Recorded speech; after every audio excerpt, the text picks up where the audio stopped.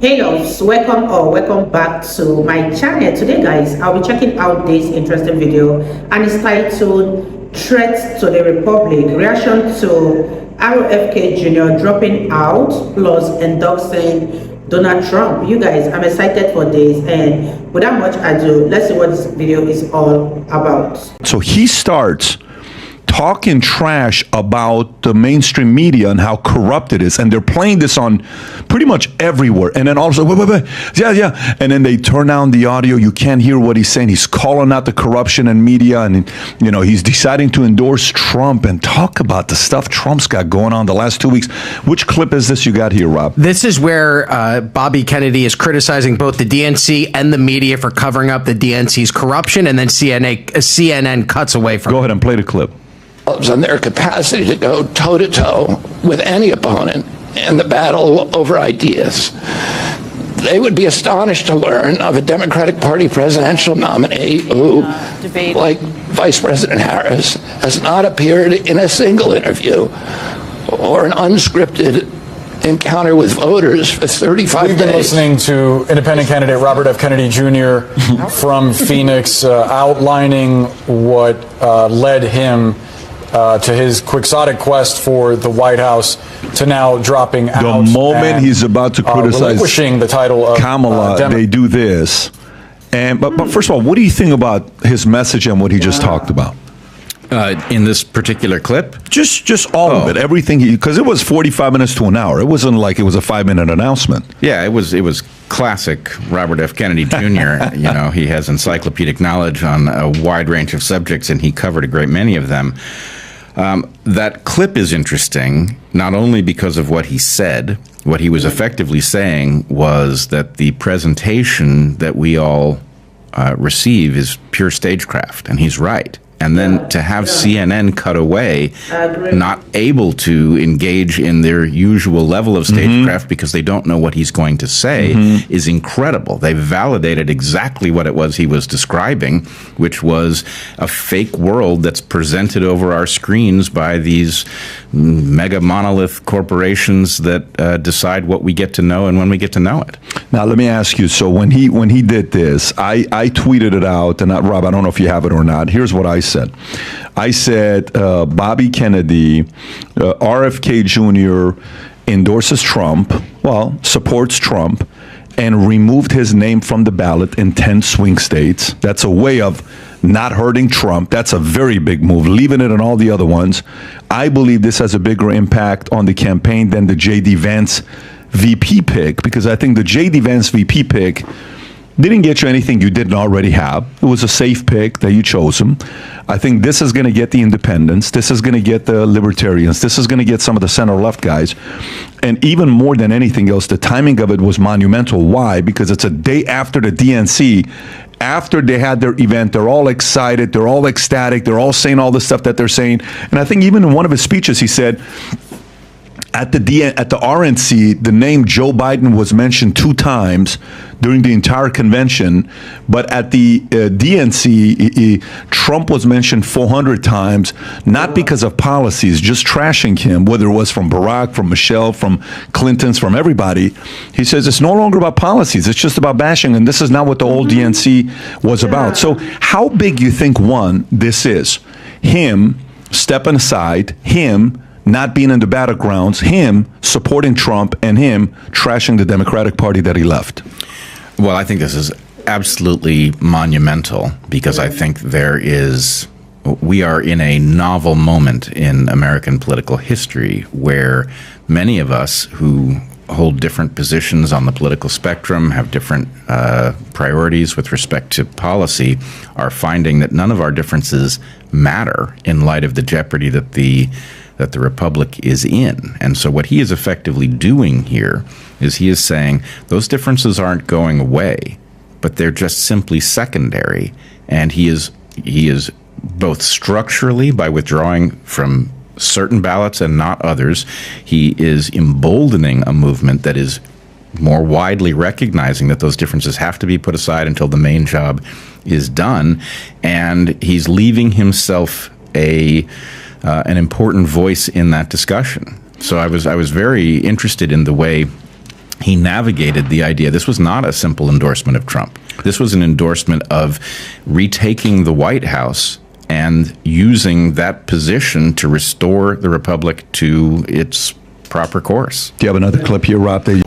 Wow, you guys, what are your thoughts on this video? The fact that RFK Jr. is finally endorsing Trump says a lot about how corrupt the Democrat Party is, and for CNN to hush his voice when he was about to say something very important actually speaks volume. That is to tell you that the Democrats are hiding a lot of things, and they know that he was about to come for Kamala Harris, because every speech that Kamala Harris has ever given as a presidential candidate was obviously scripted, and sometimes she repeats herself so much and has deliberately evaded answering direct questions from journalists. That says a lot. But let me know what you guys think about this in the comment section down below, and let's continue watching, you guys. The clip here, Rob, that you prepared. Which one is this? This is actually the clip you were just mentioning, where he mentions Biden being used throughout the convention. Trump's name. Let's hear it. Instead of showing us her substance and character, the DNC and its media organs engineered a surge of popularity for Vice President Harris based upon, well, nothing. No policies, no interviews, no debates, only smoke and mirrors and balloons in a highly produced Chicago circus. There in Chicago, a string of Democratic speakers mentioned Donald Trump 147 times just on the first day. Well, who needs a policy when you have Trump to hate? In contrast, at the RNC convention, President Biden was mentioned only twice in 4 days. That's crazy. I do interviews every day. Instead of showing us her... And that's 147 on the first day. Combined totals like 393 that he talks about. So, okay. So before even going into my follow-up question, prior to this announcement being made, were you in a place where you were an undecided voter, whether you're going to vote for Bobby, Kamala, or Trump? I'm talking yesterday. Well, let's put it this way. I was not undecided with respect to what needs to happen and what the top priority is. I'm always undecided with respect to what the best use of my vote and my voice is at any given moment. I mean, it's what we call a question of opportunity cost. You have a certain number of cards to play. What's the best way to play them given where you are right now and what you know? So I'm still very much a Bobby Kennedy supporter. I think he's the right guy for the job. I have some issues in which I differ with him substantially, but overall, he's the person I want to see with the power, because I think he gives us our best chance of getting where we're going. But that said, they very successfully put roadblocks in his way that made it very difficult for him to attain the office, and therefore, that does open the question of what exactly to do with my vote. So that's why I think you're important. So. A couple weeks ago, the Trump-Rogan feud, right? Hey, Rogan said good things about RFK. Yep. And then Trump comes back and says, I wonder what the booze you're going to get when you get to UFC. Then Rogan posts a picture with him and who was a comedian that was Trump. And Shane Gillis. Shane Gillis, and says, hey, we made up, we're good. And that picture goes viral. And now 2 weeks later, RFK says this. Does he having a position or endorsing Trump, does this cause a guy like you to be open to the idea of voting for Trump versus Kamala? Oh, absolutely. Let me just be perfectly clear about this. I think the modern Democratic Party is an existential threat to the Republic. And although I am a Democrat, I've been a Democrat my whole life, the party that I see in front of me today is literally the inverse of the party I signed up for. This is now the party of war. This is the party of racism. This is the party of censorship. I don't recognize this party. There is no conceivable scenario in which I would vote for Kamala Harris. I just simply will not do it. Am I open to voting for Trump? I am. I'm especially open to it if he is partnered with Bobby Kennedy, because what that tells me is that my values, which are a much closer match for Bobby's, are represented in that administration. And that's really what I want. I want a coalition to redefine American politics because, frankly, we have a long-standing problem with corruption, which has now turned into something else with the modern Democratic Party. But we need to rethink the way we govern ourselves so that corruption is not the dominant force, and a coalition is the way we're going to do that.